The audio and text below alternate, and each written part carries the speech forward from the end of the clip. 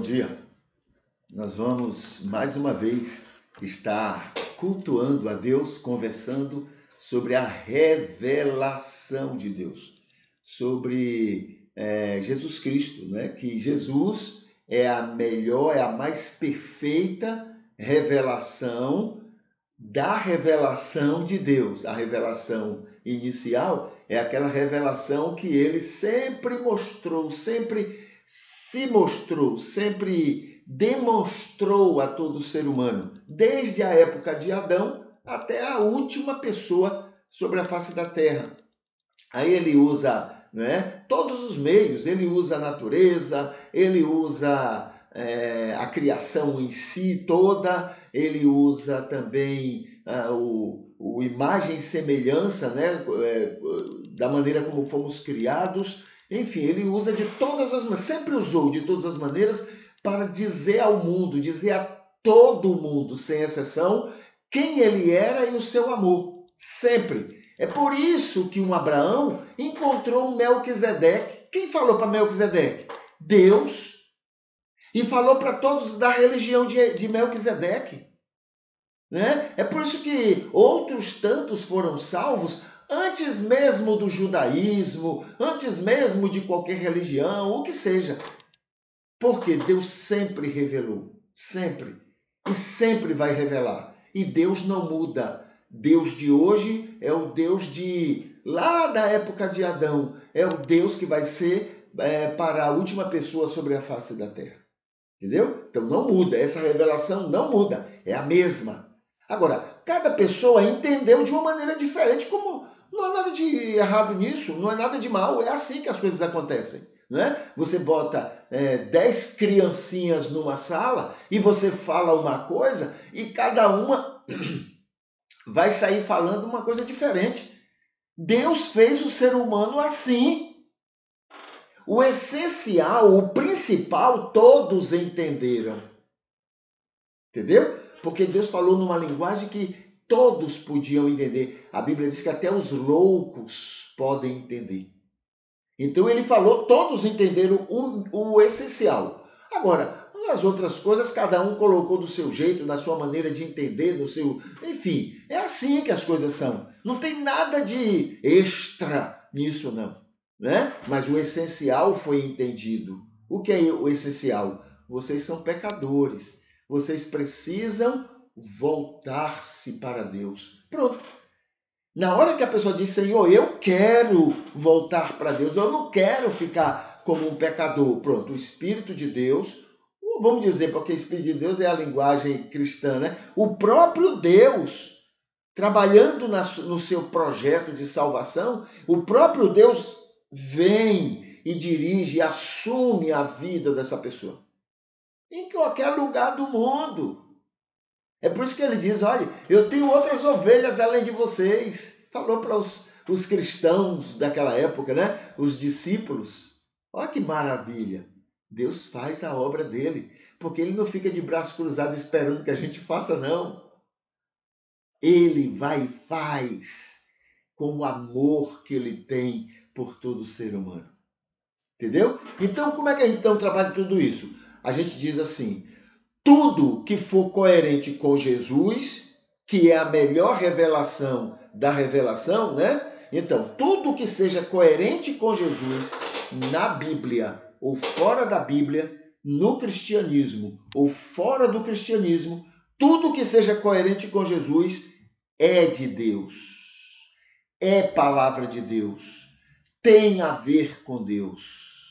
Agora, tudo aquilo que não é coerente com Jesus, tudo aquilo que é diferente, não é? Que é contrário ao ensino de Jesus, na Bíblia ou fora da Bíblia, no cristianismo ou fora do cristianismo, não é de Deus. Não é de Deus. É do entendimento do ser humano, é da ideia limitada que todos nós temos. A gente julga muito Deus pela gente, os defeitos que temos, a gente acha que Deus também tem, né? Então a gente tem isso, bem semelhantes aos gregos, né? E os deuses deles, entendeu? Mas tudo que seja coerente é de Deus. O que não é coerente não é de Deus. Coerente com Jesus. Então Jesus é a nossa pedra de esquina, como diz a Bíblia. É aquele que por ele, a gente pode saber o que é de Deus e o que não é de Deus. Não é assim? Muito bem. É isso que nós usamos, não é? Agora para estudar o texto dos Salmos. Estamos no Salmo 35. E até agora, somente 2 salmos são totalmente coerentes com Jesus. Salmo 19 e Salmo 23. Tá bom? Então vamos lá. A gente está no 35, nós estamos na segunda parte. A primeira parte é o versículo 1 até o versículo 9. Tá? E a segunda parte agora, a gente estuda, é o versículo 10 até o versículo 18. E a terceira parte, a gente vai estudar depois, é o versículo 19 até o versículo 28. Tá bom? Então, essa é a divisão que nós fizemos para melhor estudar com detalhes o Salmo 35. Tá? Então, vamos ver aqui o texto, né, a partir do versículo 10. Lembrando que o título que é atribuído pelos tradutores é Castigo dos Adversários. E o título que vem do original diz Salmo de Davi. E a gente não podemos, eu repito isso muito para que a gente compreenda bem o texto.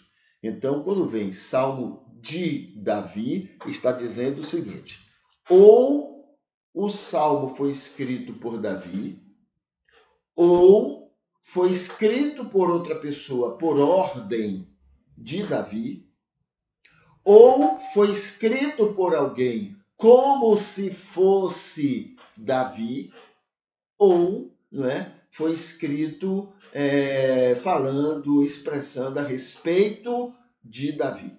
Tá bom? Então tem essas, né? Falou que é de Davi, esse de no hebraico tem esse sentido. Tá bom? Então vamos lá. Versículo 10.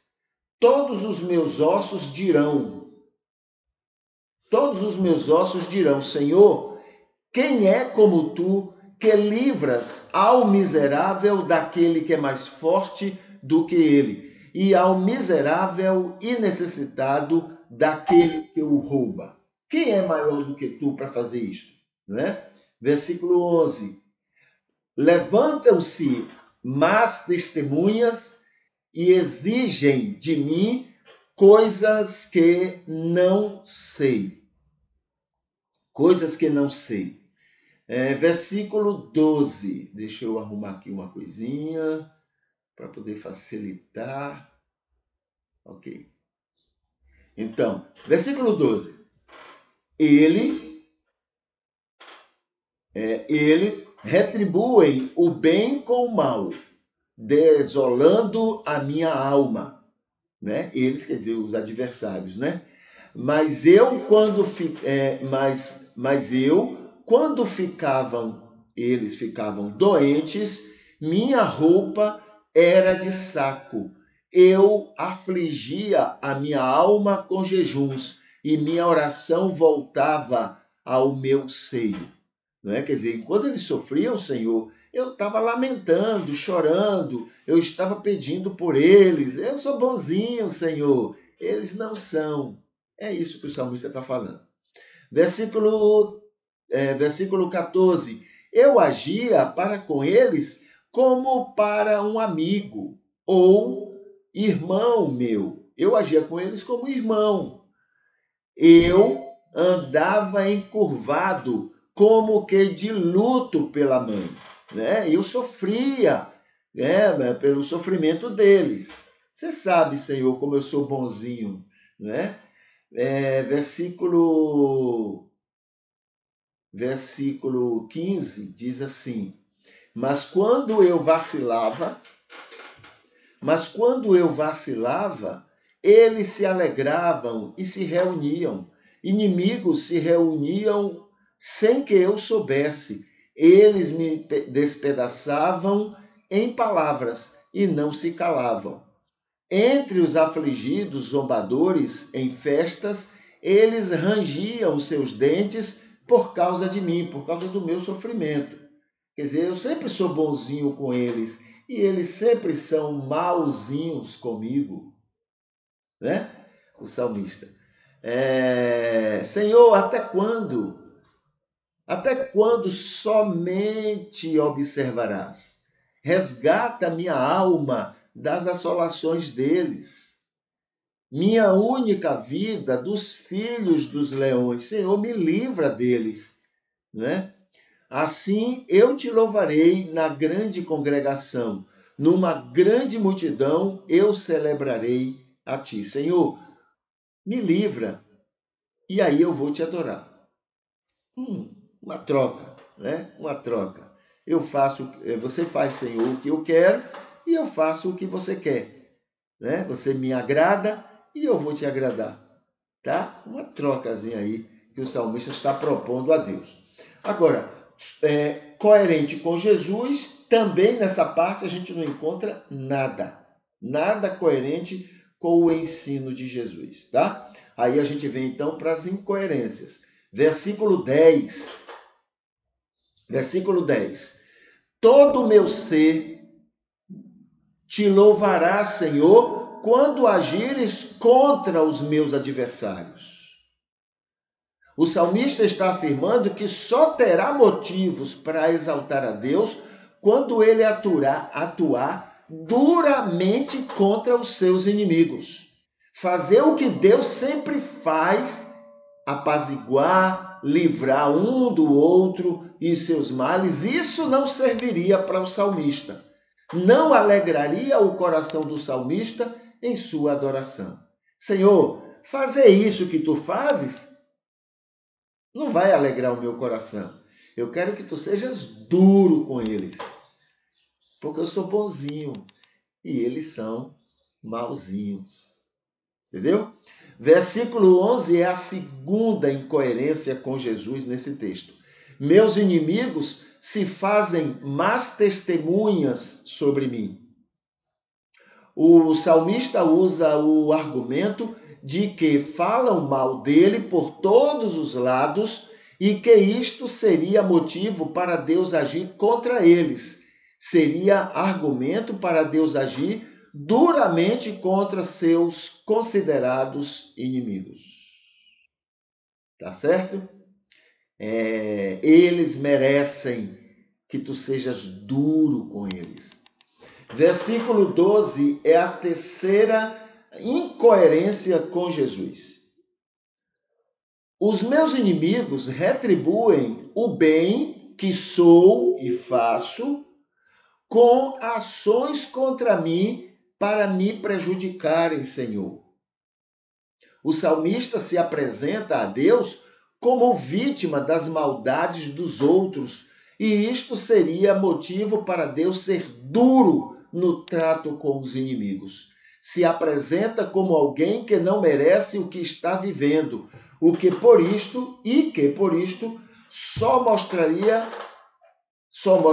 ser justo, Deus só mostraria ser justo se atuasse contra os seus inimigos. Senhor, só tem uma maneira de tu ser visto como justo em tudo isto. Se tu fores severo com eles, né? Duro, difícil, for bem perseguidor deles. Esse era o coração do salmista. E é esse o texto que a gente usa para adorar a Deus, né? Muito bem. Versículo 13 é a quarta incoerência com Jesus. Mas eu sempre estive preocupado com eles em minhas orações a ti, Senhor, meus jejuns. O salmista chama Deus para testemunha de que ele era bom com aquelas pessoas. Por trás disto não está a busca de amor para com o inimigo, mas o salmista está querendo mostrar o quanto eram ingratos e o quanto mereciam a dureza da mão de Deus, do poder de Deus sobre eles, exaltando o salmista diante deles. Entende? Então esse era o coração do salmista. A quinta incoerência com Jesus é o versículo 14, diz assim: eu agia com eles como um amigo faz, Senhor. Tu és testemunhas disto, como um amigo, como um irmão deles. O salmista continua seus argumentos. Ele está querendo ter o melhor motivo para mover Deus a agir duro. Ele está criando argumentos. Senhor, eu não quero que tu faças do teu jeito amoroso com eles, não. Eu quero que tu seja severo com eles. E ele está criando ali argumentos, né? Tentando sensibilizar Deus para Deus ser bem duro com os seus inimigos.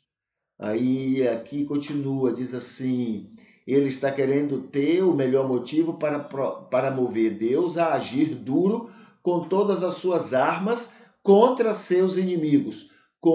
Como ele disse antes, ele apela para que Deus saia da inércia e venha lutar por ele, porque ele merece e está sendo vítima de toda ingratidão. Sai, Senhor, dessa inércia. Vem ficar do meu lado. Vem lutar por mim. O começo do salmo é assim. E ele aqui está repetindo isso, né? A sexta incoerência com Jesus. Versículo 15. Senhor, enquanto eu me preocupava com o bem deles, eles agiam contra mim, buscando minha derrota, e se alegravam quando algo de ruim acontecia comigo. O salmista está apelando aos sentimentos de Deus, está buscando mostrar o quanto seus inimigos mereciam uma agressividade grande de Deus contra eles. Deus conhece o coração do homem. Os inimigos do salmista não eram piores do que ele. O salmista não era melhor do que os seus considerados inimigos, porque Deus conhece o coração dos dois lados. E ele está falando, ele está gritando, esperneando aqui para a pessoa errada. Porque ele está se mostrando como bonzinho, mas Deus conhece o coração de todos. Versículo 16 é a sétima incoerência com Jesus. Todos eram e se juntavam aos fingidos e zombadores, e se alegravam com minha tristeza, Senhor. O salmista insiste em se mostrar totalmente vítima da ingratidão e infidelidade. O interesse, não podemos esquecer, é mover Deus e seu poder contra as pessoas que o próprio Deus amava. Senhor, para de amar essas pessoas e age duro contra elas. Basicamente é isso que o salmista está pedindo, né? Queria também, que o próprio Deus amava e queria também o bem deles, né? O Deus ama a todos. Então não há motivo em Deus para fazer mal a ninguém, porque ele ama, e quem ama, né, não faz mal a ninguém. Versículo 17 é a oitava incoerência do salmista com Jesus. Ele diz: Senhor, até quando ficarás inerte, observando toda esta maldade contra mim? Vem me libertar, Senhor. Sai disso que estás e venha ao meu encontro. É claro que o Senhor já tem libertado ele. É claro que o Senhor já tinha e continuaria protegendo o salmista das maldades dos que ele considerava inimigos. Mas acontece que Deus amava também aquelas pessoas e queria o bem deles também. Mas o salmista não conseguia ver e entender isto, pois o ódio e a vontade de ver o mal contra seus inimigos era muito grande. O que Deus fazia favorável aos dois lados não dava paz ao salmista. Não tens que fazer bem a eles e bem a mim. Tem que fazer só a mim o bem. Porque é eu que sou o bonzinho. Eles é que são os mauzinhos, Senhor. A gente não pode nem criticar, né? Porque a gente faz a mesma coisa. Ou a gente imagina a mesma coisa. Ah, não, eu sou melhor do que os outros. Eu mereço mais do que os outros. O versículo 18 é a nona incoerência do salmista com Jesus. Se agires em meu favor, eu vou te louvar na grande congregação. Eu te oferecerei muitas celebrações, Senhor. Ó, a troca, a barganha, né? O salmista entendia que Deus queria e precisava de adoração, o que não é verdade. Ele não precisa. Nós é que precisamos. Por isso ele orienta isso. Esta barganha com Deus não vai funcionar. Deus vai continuar abençoando o salmista e os seus considerados inimigos com o máximo do seu amor eterno. Esse é Deus. Esse é Deus. Esse é Deus. Entendeu? Muito bem. Vou encerrar esse primeiro momento do culto apresentando então esse material aqui, que está lá no Facebook, que é a nossa comemoração pelos mais de 100 mil visualizações nos nossos vídeos, nos nossos cultos, né? Mais de 100 mil. Agora, até quarta-feira, ontem, estava em 101.400 visualizações desde 2021. É muita gente, é muita visualização, né? Isso quer dizer que nós estamos indo longe. Só que gostaríamos de ir mais longe. E aí a gente convida para que as pessoas se inscrevam, né, no nosso canal aqui no YouTube e que também curtam. Quanto mais se inscrevem e quanto mais curtem os nossos vídeos, mais pessoas são alcançadas, mais visualizações acontecem. Tá bom? Então esse é o nosso pedido, né? Comemorando essas mais de 100 mil visualizações dos nossos vídeos. Tá bom?